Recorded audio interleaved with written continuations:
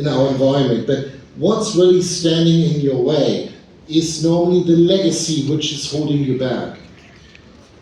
Time and time again, when we take a look, we see that the complexity of these underlying old pieces laying around in the data architecture, outdated and costly relational databases. Now you have to say, yeah, sure, MongoDB, and they bitch on relational databases, but it's true. The rigidity of relational databases and the schema structures preventing dynamic changes fast and in time. The fragmentation as a result of that one, when you look from the data structures, and if you put this at a bigger picture, each of these items, fragmentation, data structures, inflexibility, each one is, yeah, I can deal with that. But when we put it together, very fast becomes an insurmountable barrier for your work. And at the core, MongoDB was founded originally to solve that problem. Based on the document model in its core form, MongoDB is there to help you to start up from the smallest system and slowly grow to whatever size you need with more complex requirements. This is how the company was founded and how we started. We call it the natural way of working with data.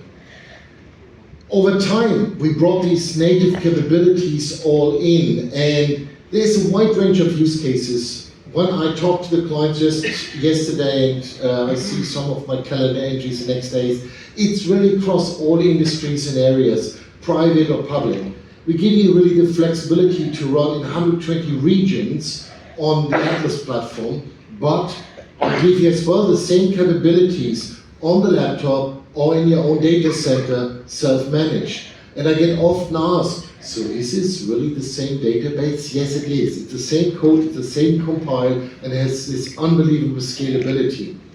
And by having these capabilities, we built this comprehensive developer data platform, which is more and which is derived an expanded functionality for your use cases as well as your environments. And when we take a look how we talk to our clients are today, and we have about 50,000 clients, actually probably some more, and when we take a look, there come three subject areas which are really key for them. The first is developer productivity. Developer productivity is a huge area because you have a critical resource and you want to maximize the benefit on your product. Then, obviously, the second part is, there's a magic letter, AI. Took me 4 minutes, not bad, to get there.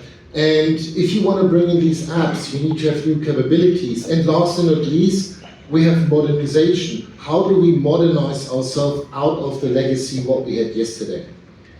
But at the core of all of this, the fundament, the foundation, that is the MongoDB database. And if that is not solid, everything surrounding doesn't matter. And that is why we, from the MongoDB development side, yes, by the way, I'm not in sales, you probably hear this already on my jokes. And we have 4 areas, RSSP, resilience, scalability, security, performance. And this is for us like the holy grail. And these 4 areas drive the key parts. Resilience, really to ensure that the database is up and running under whatever circumstances. Scalability, that you don't need to worry if you build something today on laptops, like I did several years ago, and then the thing needs to scale to one of the largest European banks as a backend for risk and treasury. And security is critical, because with the security, which we continuously enhance, we store more and more critical data of our clients. Therefore, it's more and more critical that these data are indeed secure. And last and not least, performance. Database performance is kind of the holy grail of all database developers. And these are the key attributes what we invest in from our company. And we're working on to optimize. So we believe, obviously, that MongoDB 8 is the best ever version shipped. Now you're allowed to laugh because every vendor is coming somewhere and presenting their latest version says, folks, believe me, it's the best ever. But the truth is we put a lot of work into this one, and I was a client before for many years. I'm 6 years with MongoDB, and I can tell you this is the best ever release. It's unbelievably cool. So let's click a little bit into the different areas. We started with the R, the resilience. Right now, customers all over the world depend on MongoDB. And with version 8, we've put several things into it. We introduced a new memory management. Now this sounds kind of like, who cares about memory management? You will be surprised. We made it more efficient. We built in new operators for observability. This was a big requirement of our clients. And powerful controls to utilize this observability and drive this at the lower levels into productivity. So the memory allocator is quite interesting, because when we take a look at it, historically, how did you run memory? By threads. You have threads, you attach the memory, the thread is running, memory get moved. Now, this is when you look at today's CPU models, which are emerging and which are out there, really, really bad. So we're moving now to a model where we have the cache per core. So when you think about cache per core, it does not sound so much different. But now you have multiple threads running inside a core, you have different cache lines, you have less cache losses. This has huge performance impact. Now you will say, oh, it's not so much difference. Trust me, it is. In the database world, where is this stuff coming from? You have a lot of intelligent people doing stuff I don't understand, but it works. And somebody was laughing, thank you very much. In other areas, we're using huge page support. We have that for a long time, every database has it. But now it's transparent. So when you have very large memory system, they automatically switch to huge page support, so you don't need to think about anything extra on this one. This all helps you to achieve a more predictable performance in the overall picture. And this leads to the next area. Great to have predictable performance. We all are long enough in the IT. There is the unpredictable performance, or should I call it non-performance. And if anybody ever tells you he has a perfect database and it never changes and he has never problems, he's lying.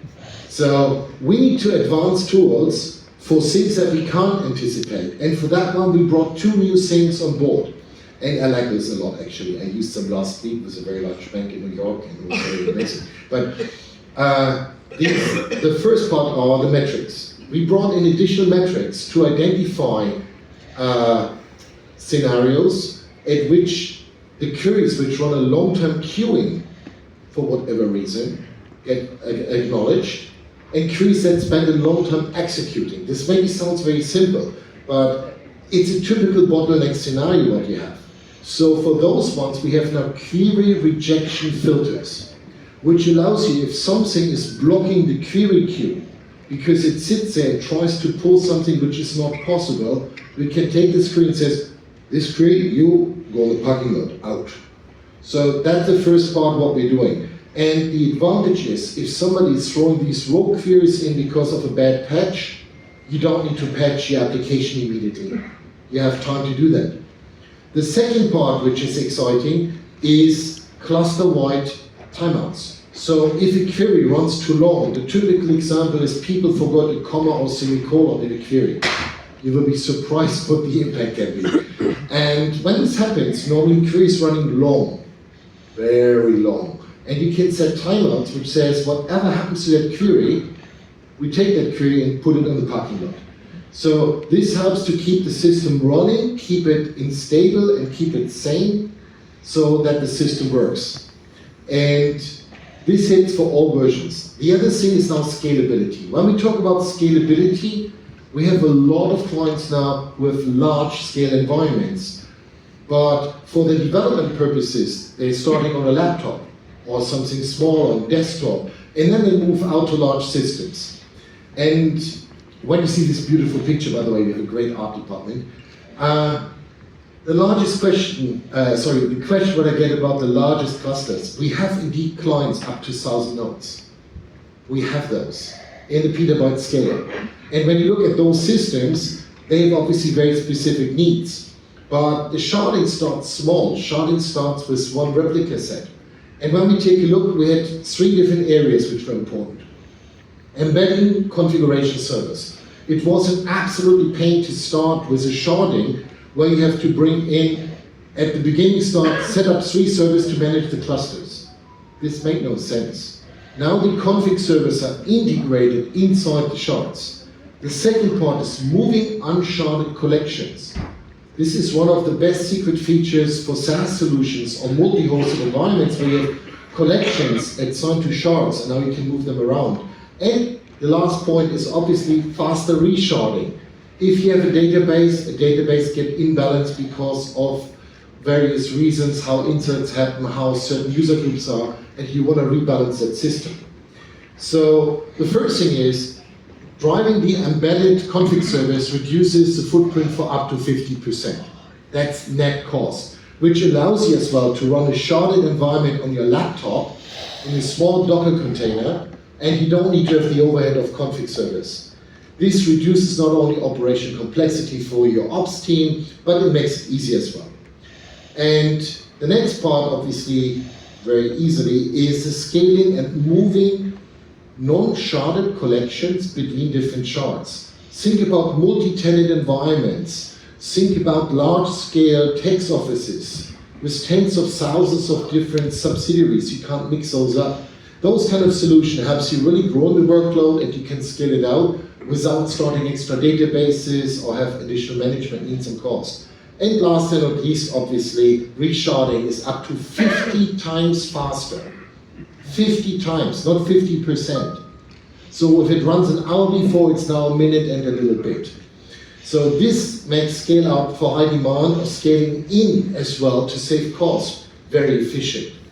Because when people think scale, resharding thinks large, but it can be as well after Black Friday, number of order baskets is reduced, you can shard back down. So this is really, really cool. Naturally, on the same side, we are laser focused on the scalability. The same area is for us safety, security. Our industry first feature, queryable encryption, or we call it QE, was introduced in MongoDB 7. We have our own cryptography research group. These are gentlemen which we hired from Brown University, and they are deploying us this great groundbreaking capability. So when we take a look, QE started out in version 7 with you have selected fields and you could search for those and you could query them. And the key trick is queryable encryption is at rest, in transit, and in use. So nobody can ever look at it, either your cloud provider, yourself, or MongoDB at those data. This is unbelievable cool. And a lot of clients told us when they started using that feature, even with the very limited capabilities that you can only go directly after fixed fields, this was the starting point that they could bring applications to the cloud which they would have never doubted before. So now in version 8, we start adding range queries to the picture. Range queries have the cool advantage, now you can do more complex use cases, not single searches, but you can give me everything based on dates, numbers, indices, you name it. So a typical example could be, and so I used 1,000 dirham, it's maybe the wrong amount, but maybe it's 1 million dirham. So you can look for that one and ask, show me all transactions over 1,000 dirhams in the system. But you will never see this number 1,000 because you never know what the person actually transferred. You're not allowed to see that. Dito, think about medical research. You look for patients in a particular healthy state in the age between 45 and whatever. Nobody sees your personal information ever. These kind of solutions allow complete new scale of applications, and those features are inside of MongoDB's engine. So I get the regular question, so can I use all of the stuff you talked about so far? This is MongoDB 8, from the laptop to Atlas, not limited to Atlas. Nonetheless, we have performance too, and that's my most peeve one. So, and we all heard before the sentence, never trust a benchmark you didn't fake yourself. But when we take a look what we have done, we did a step back after version 7 and said, let's look what we're actually doing in the database versus what features do we add. And we did an amazing job on that one, and these are Jira items. Now I'm dating myself. Yes, Jira, you know, this old school tool. And thank you, some people laugh, it's after lunch, it's hard, man. And when we take a look what we do, low latency reads, high throughput writes, and powerful complex queries. These are the three things which drives people nuts, including me. So let's start on the reads. The first thing what we do on reads was, what can we do to make the code pass for reads easier? This maybe sounds total boring, code pass, like how many instructions until you get down and how many do you get up? We reduce the code pass by 37%. That is mind-blowing fast. In my former life, if somebody looks up my LinkedIn, I worked for different database technology in my life before I saw that actually relational was really dead.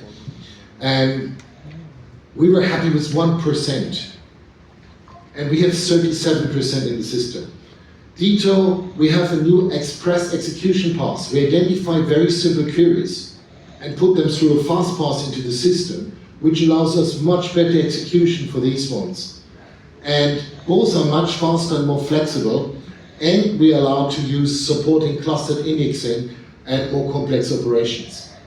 So now writes, obviously. Writes is always the subject. There's something really funny. The primary responsibility of a database is to store data secure and ensure that they are on the system. So how MongoDB works is we write to the majority of our nodes, it's write majority, and in that part we make sure we have it replicated out so that in the moment of a failure the system continues. Now, in version 8 we did something very simple. We decoupled the op block from the journaling. You may say, oh, that's not very hard. Now think about, we have up to 50 replicas. And before it was a serial execution, now it's a parallel execution. The difference is that the algorithm now is assuming the positive case, that all comes back, everything gets assigned, move on, much faster. And the negative case of a failure treatment, which should be the rare case, in that case, it has to do more cleanup, is more expensive. Before it was assuming always the complex case, and the easier case was a cleanup. So we turn this completely around in the logic, and this makes replication way more efficient, and the result is a fast acknowledgement of writes, obviously, on the system. Beyond the reads and writes, obviously there's the advanced queries. And these operations are normally very critical when you do what I call the user fancy questions.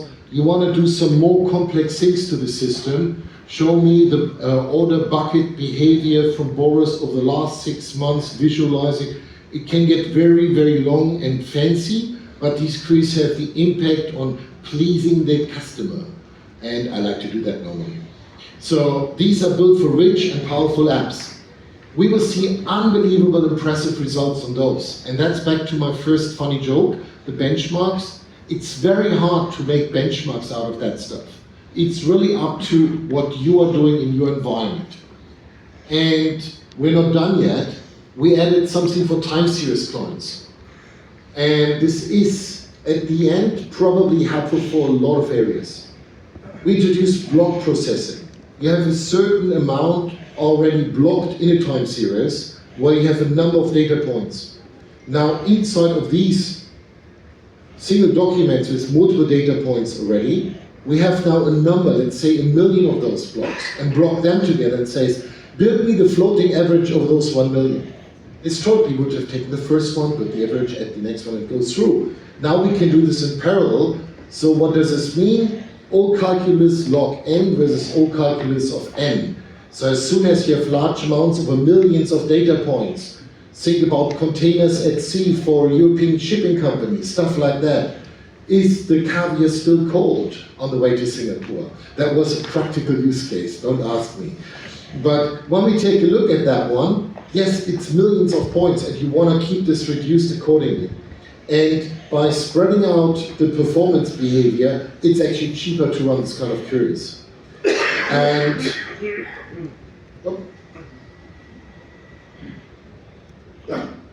I talked too much and I showed you more pictures, I'm sorry. And all of these improvements basically show this reduction in latency, increase in performance and throughput through the application. Now, there are industry benchmarks. Industry benchmarks, never trust a test you can't fake. have one problem. They're very basic. I run very complex upgrades for some of my clients. Now comes a statement which is not legally supported by MongoDB, but it's a personal statement by Boris Bierleck, which is, I see between 30 and 50% from the projects where I was involved in over the last months' improvement. Now you need to realize this one. That means you need half the machine resources. This has financial impact. This is not 5%, this is like this. You go from 16 core to 12 core and 8 core. This is serious implications you want to discuss with your teams. And when we take a look, the read officially is 36% for these simple benchmarks. The results, reads and updates 32, bulk inserts 56.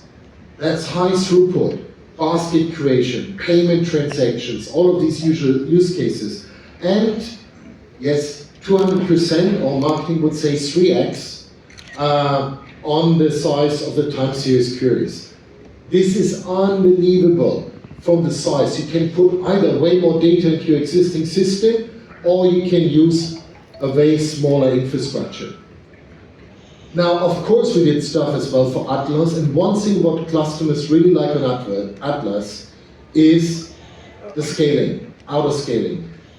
The only part is they told us over the time we were too sluggish. So what we introduced is 50% increase in faster scaling when we scale, and 5x in responsiveness. So there's a huge algorithm now behind which tracks the behavior of your database. So we are not waiting until you hit the 90% of the load and then start, in 2 hours we are scaled up. That doesn't work for Black Friday. We have now an algorithm which is understanding trajectories. So we react at a point of a trajectory and then can scale faster and can scale faster down. So the angles are basically steeper, the mountains are higher. Yes, I live in Switzerland. And when we take a look how this works, this independence is a massive driver for cost reduction. So it's a big good reason to utilize. And there's so much more in version 8 in that regards. We have a session this afternoon by Umaya on that one. So you will hear on that one more. And now with this foundation in place, we have a solid fundament with MongoDB 8. I'd like to turn over to our priorities, our 3, accelerating application development. When we think about the application development side, everybody tells me there's one thing they want to do better, and that's real time. Real time is a driver for a lot of AI use cases. Real time customer behavior, and real time is not anymore, yes, I have my buckets figured out from last week in my Teradata data warehouse, and Boris may wants to shop or not to shop. That's not good enough. Boris is on the side, is moving online, has his mouse over the special value leaf. I need to offer him now a 10% discount because I know Boris is buying a lot of other stuff in his basket. That's called hyper-personalization. This is real time. The response times that we talk about is 10 milliseconds for the end-to-end decision process. When you do these kind of systems, you need a different way of working. So, be it tracking vehicle traffic. This is by the Zapdo. Anybody knows India? It's really cool, runs on Mongo. Basic things, monitoring, IT equipment, whatever you choose. It's really, at the end, streaming data, real-time data, which makes things go. It's not good enough to have the data from last week. And all of us, we use systems like Kafka and whatever. There are many, many others out there. There's nothing that's wrong with this. But when you try to drive data, which is integrated, it's really, really hard for developers to leverage this one. Because there's an emergence of stream processing for every single subcomponent just to deal with data. It's not the event management system itself. It's when it comes to data, people do unnatural things. And we have really ugly pain points. The first one which drives me crazy are rigid schemas. All of these systems are schema-based. And when I have the discussion, I have a very large electricity company out of Germany, not electricity, let me say, energy provider. A large energy provider in Germany. And their basic problem was the following. They get smart meter on one company, they build their lambdas, all great. They get an updated model. Guess what? Not compatible.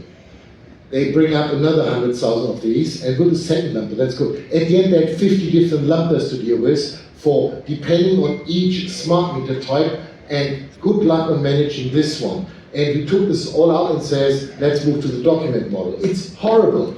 And the next part is obviously, this creates unbelievable friction in your process and planning. And then when it comes to the next level, you have a huge problem with the APIs and the working around. This is not good. This is simply too hard. So when we take a look, what we introduced is called Atlas Streams Processing. And we want to work and give you the capabilities to natively work inside of MongoDB with the data.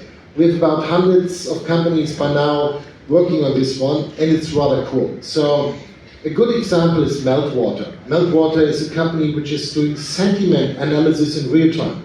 You want to know that your brand is damaged, not next week out of the newspaper. You want to know it now. So these guys analyze real-time social media, is your brand mentioned, what's the sentiment, and feeding this from the streams data into a MongoDB system, which then allows them for 27,000 clients on their side to analyze the brand behavior on a global scale.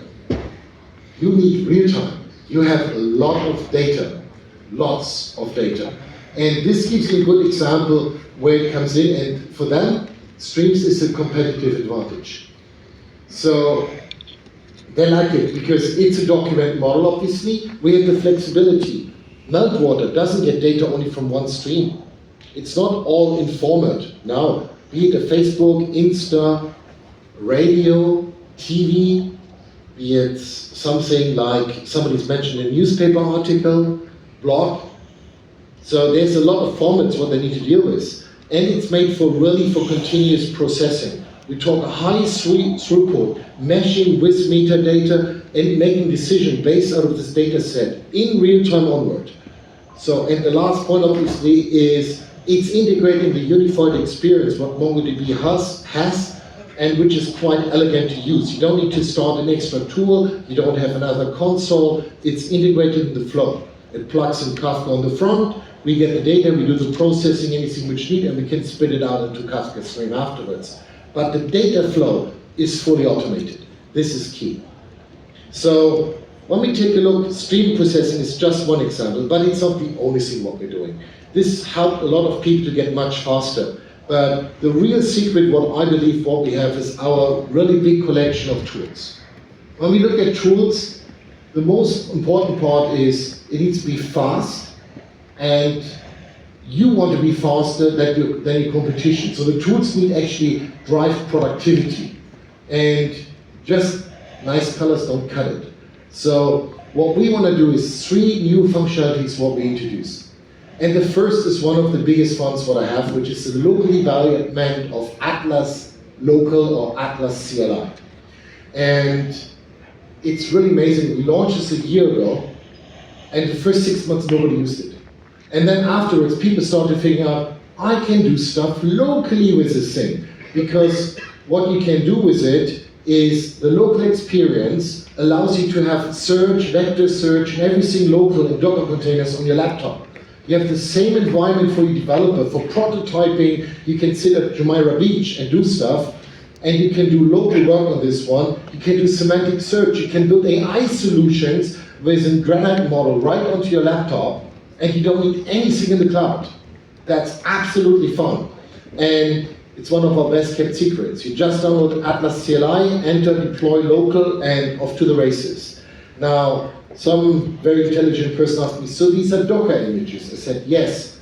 Can I run them only on my laptop? No, you can do other stuff with it, obviously. And the second one is something which I personally like. It's a workflow integration right into the IDEs. We spend a lot of time getting MongoDB optimized for VS Code so that you have really a MongoDB experience, not just like MongoDB is there. So we were a launch partner with Microsoft at that time and worked with Microsoft on training the Copilot with a specific extension where you can say, hey, build me a MongoDB database. What database you want to do? And then you can discuss with the system and it builds you all the code out. Dito with aggregates. Build me an aggregate function. I need to have These first aggregate functions took me always ages to write. Even with Compass, our tool, to build them up, it was ages. Now it's just a text, I enter what I want to have, and then I just manufacture a little bit around and I'm done. Saves me 90% of the time. And the last function what we have is the IntelliJ integration. We worked with JetBrains on this one. It's a pretty cool piece. I'm really excited to announce that it's available now for private preview. It's very private. There's a Q code, register, download. That was a joke again, guys. It's all. You can jump right from the code into the database. The system makes suggestions in regards of performance points. Do you need an additional index added on top? So there's a lot of cool things around that one. And we believe with these tools, we are shortening really your use cases. We make query segregations extremely easy and write and troubleshoot into the Copilot environment. Now, it's really awesome to see these technologies, but we also know there's one thing where everybody gets pressure. Build me AI tools. And that goes two ways. A, we developers love AI tools. That's true. It's cool. But then people say, so do you have an AI strategy? Yes, my board told me to have AI. We have 12. Who was laughing? This was serious. And so there's a certain pressure. But how do you build good AI tools? How do you avoid that your data get exposed? All of those things. And we believe we help you guys along the way. There's an urgency and obviously pressure to build these kind of applications. And we need to focus on A, simplifying the process, and not only from the development side, but on the operational side. So when you take a look, the real base for all the work is a vector. And we expanded the document model to natively work with vectors. And vectors are really the core because we have multidimensional data. Text, voice, video, all of the lovely things we dealt with on the streaming side as well. Oh, guess what? And now we have the same data, about 70% of the world data are unstructured. And now what we do is we use these embedding models and get vectors out of it. And this makes these data understandable for the code, for the application to make decisions. Vectors themselves are already a huge advantage with these models, and this is often underestimated. Whenever I talk to people, they say, yeah, but I don't want to have an LLM. I don't want to use external. Right? Totally with you. But vectors can help you on a lot of things already, because you can use already semantic search. You can identify neighbors in behavior. You can identify, Boris is shopping in this area and is doing these kind of profiles out of maybe 200 parameters. And now Jimmy is coming in and he looks and behaves like Boris. Maybe I should offer him the same stuff, even if he's not that well known yet. So those kind of things, or you can use the RAG architecture, retrieval augmented generation, what an ugly term. I like agentic AI, sounds way better. But when we take a look around that one, then you augment these data, these vectors, together with your foundational LLMs and bring these things together. Until now, you get basically two options. Option number one, you get a standalone database. There are dozens. When the ChatGPT thing happened, they popped out. It was like when you read TechCrunch, like, hi, new vendor, secret sauce, patent, we don't tell you. New vendor, more secret sauce, better secret, more patents, we don't tell you. And these standalone products do exactly that. They work with vectors, they deliver the vector solution, but they don't have an integrated value to bring this data together. You have the same problem what we started with search out, that you have these standalone systems. How do you replicate? How do you keep them valid? How do you update? And then there were some scalability size and other issues. Let's cover that one up. So what's the other way? The other way is when you look at the marketing department from Red Logo database vendor, they can do everything, by the way. They do lunch too. And when we take a look, integrating vectors into a database, into a running relational system, means you shard some stuff up, stash it in, blob to the rescue. You have performance issues, you have overlap, and is it an excellent access to the data? I don't think so.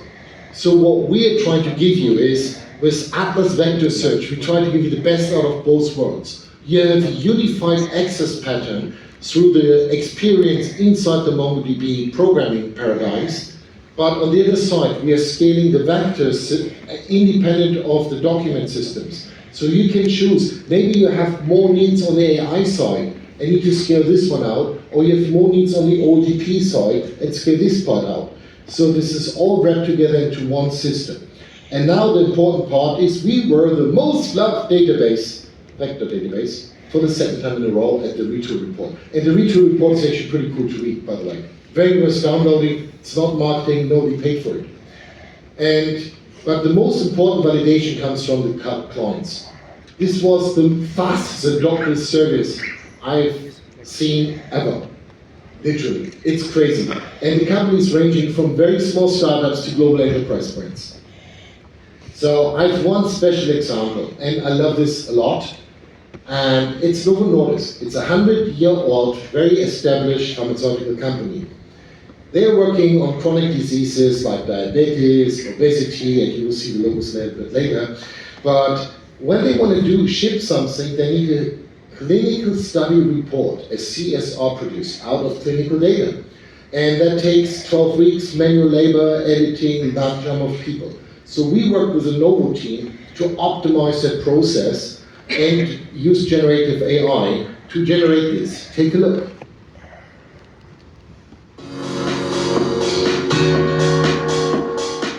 We are all working towards the same goal of being more digitalized all around the pharmaceutical industry. We want to improve our efficiency and reach the patient faster with the products that we produce. A major part of our digitalization is to increase the quality of the documents and produce them faster so we can get them submitted to authorities as quickly as possible. So now we've managed to go down from 12 weeks to 10 minutes to produce each document. Automation is a way to free up time for people to do complicated things that need thought. So we should leave the tedious manual task to a computer. This is a first in industry thing that we achieved here. Together, in the collaboration with MongoDB, we developed something that hasn't been there before.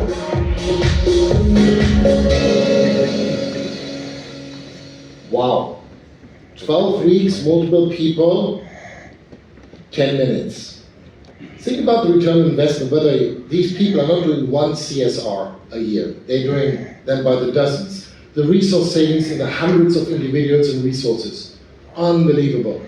Our implementation was, by the way, 8 weeks. Stunning. So when we take a look, and there are those of you who don't use Atlas, so I want to make a big saying. Search and vector search coming to the MongoDB Community Edition.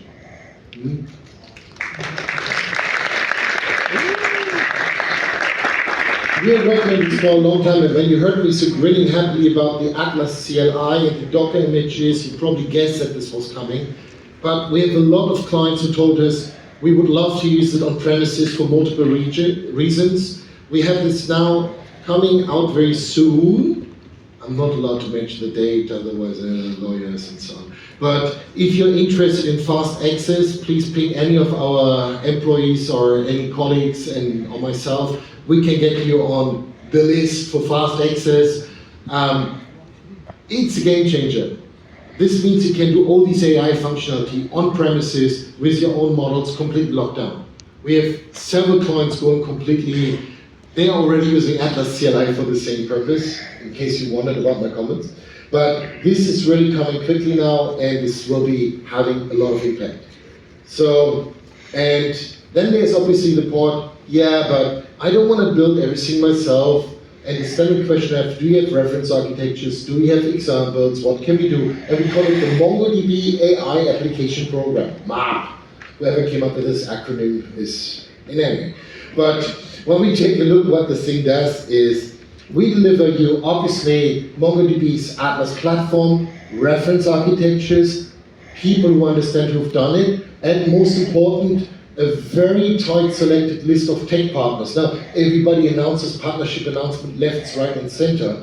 Our approach is a little bit different. What we are doing in this picture is we are working with partners to build actually complete blueprints.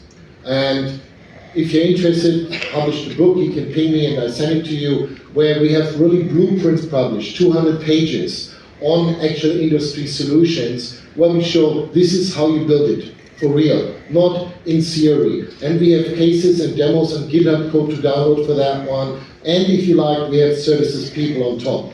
So this allows you to really get started right fast and with a lot of positive results. Ford has a more detailed session on generative AI and what we're doing with RAG and MAP a little bit later.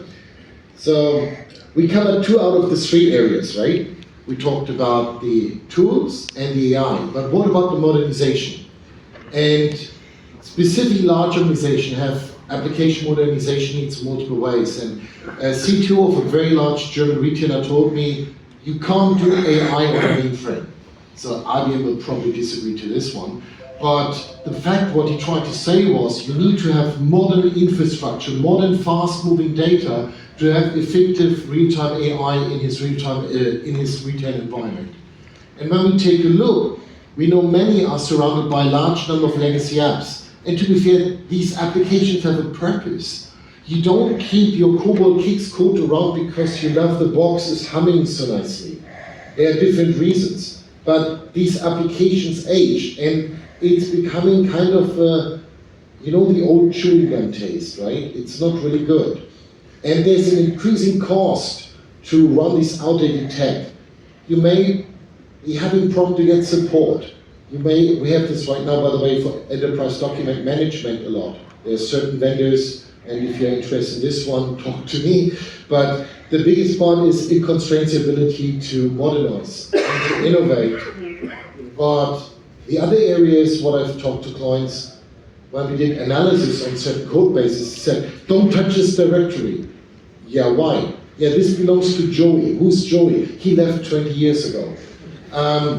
So this is quite funny, but it's not. And then on the other side, you have the issues surrounding that one, skills. How do we start this? Do we really want to tackle this? And let's be honest, modernization on that level is unbelievable hard.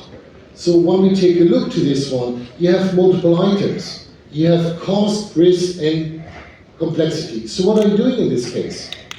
Well, there's a new CIO maybe coming in 2-3 years. Do I really want to tackle this monster now? Maybe not, and run out of the building. That's often not the wrong answer. But sooner or later, you have to modify, and you need to modernize these environments.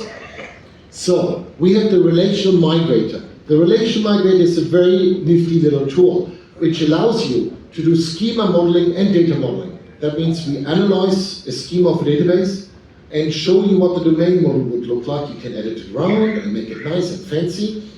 And then it's a second step to it, which allows you to migrate the data. Because this is the next part where people say, I need to build a bridge, export, no downtime, old environment versus new environment. There's a lot of requirements around that one. So when you have this kind of requirement, what happens then is we can do either streaming data or we do the export import for you, but we ensure you don't lose data. And the next area what we started on was converting SQL queries automatically to MQL. Many teams face with hundreds, if not thousands of queries, so this was a good start. Now, as part of late night barbecue, we started leveraging LLMs to take SQL queries and auto-generate MongoDB queries, and we added this one for stored procedures on top. And on top of that one, we started using AI to simplify the whole process. Isn't that logical when you're already at it? What is the bigger problem? The relational migrator solved the database. What's the next thing your bosses will ask? What about the monolith? You know, these 150,000 SQL, PL/SQL stored procedures. That was the largest project we've done for insurance. 150,000 PL/SQL stored procedures. so crazy, but anyway, when we take a look and we started experimenting around with this, we came up with 3 areas. The first part was the analysis.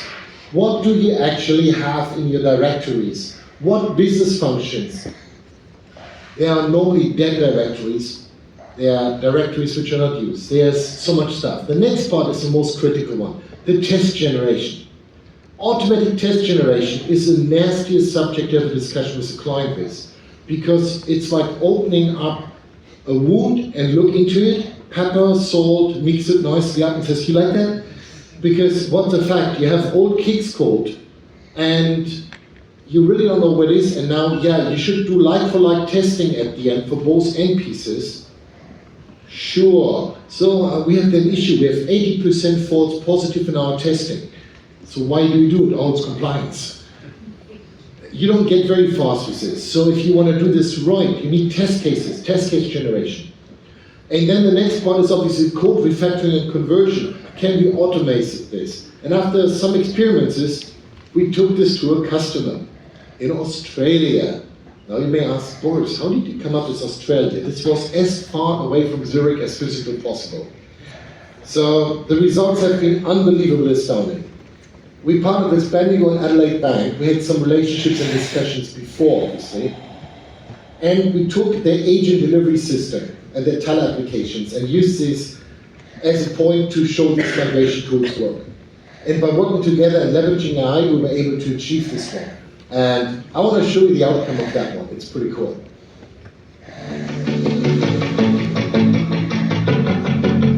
Bendigo and Adelaide Bank is about innovating for our customers. We're large enough to be relevant and small enough to be nimble. We've been doing a global first use case of using generative AI with MongoDB to reduce the migration times for legacy applications by 90%, so we can respond really quickly to our 2.5 million customers.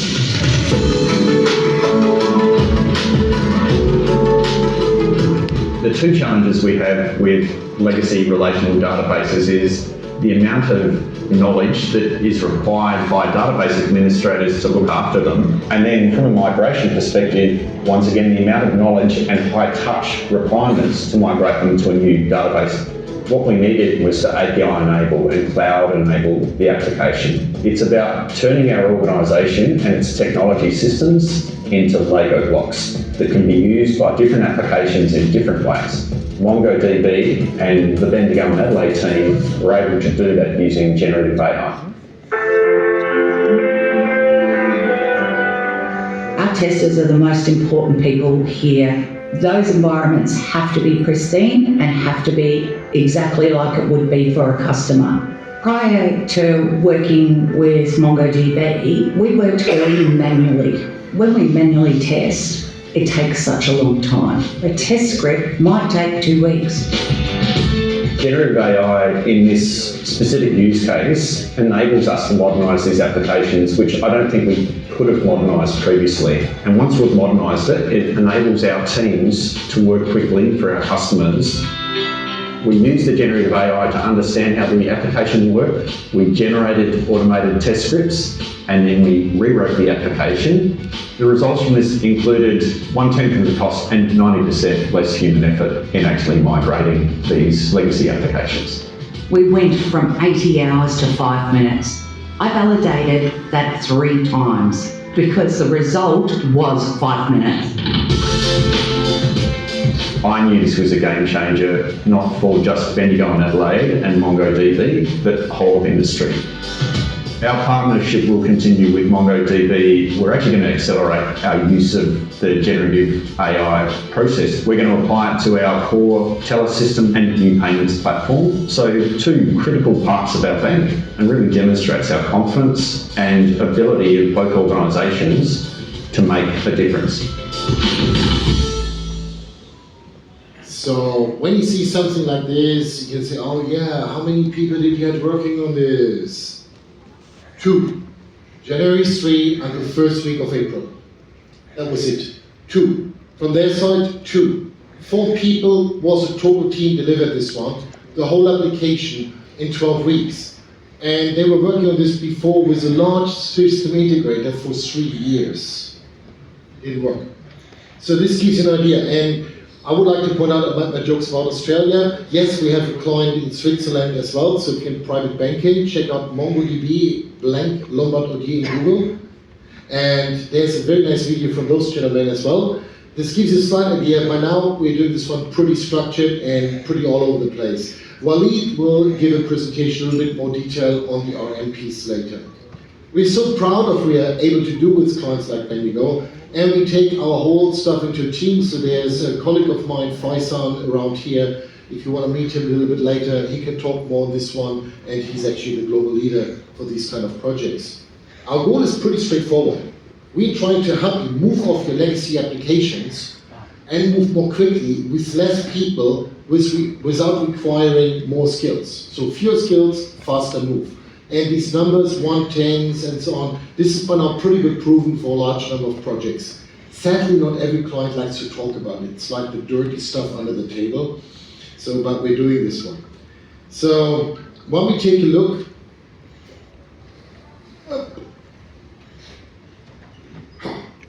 we're going to continue to invest into this one, and we want to see a more repeatable process around that one.